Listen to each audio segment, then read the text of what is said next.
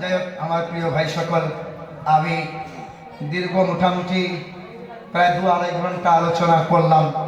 আল্লাহ তাআলা এই আলোচনা করতে গিয়ে যা কিছু বলেছি, ভালো কথাগুলো কোরআন এবং হাদিস থেকে আলোচনা করেছি, এই কথাগুলো আমাদের দিলের মধ্যে গেঁথে দিক এবং এই কথাগুলোর প্রতি ঈমান ও আমল করে আমরা যেন এই দুনিয়া থেকে যাইতে পারি। আল্লাহ তাআলা আমাদের সকলকে কবুল করুক। সকলে বলি আমিন। আলহামদুলিল্লাহি রাব্বিল আলামিন। আসসালামু আলাইকুম ওয়া রাহমাতুল্লাহি ওয়া বারাকাতুহু। ধন্যবাদ কামরুজ্জামান সাহেবকে ওনার মূল্যবান বক্তব্য রাখার জন্য।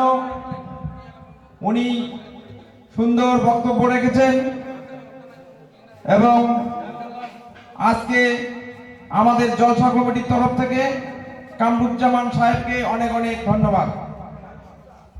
আজকের প্রধান বক্তা, যার বক্তব্য শুনবেন বলে আপনারা দূর দূরান্ত থেকে এসেছেন, তিনি আমাদের মধ্যে মঞ্চে এসে উপস্থিত হয়েছেন। জিয়ারুল ইসলাম সাহেব কি জিন্দাবাদ। জিয়ারুল ইসলাম সাহেব কি জিন্দাবাদ।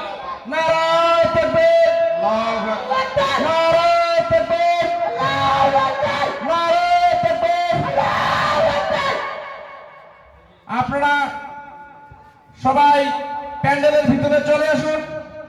আজকের প্রধান বক্তা মিষ্টি ভাষী জনপ্রিয় হযরত মাওলানা জিয়ারুল ইসলাম সাহেব, উনি আমাদের মঞ্চে এসে উপস্থিত হয়েছেন এবং আজকের এই মঞ্চ অলঙ্কৃত করবেন।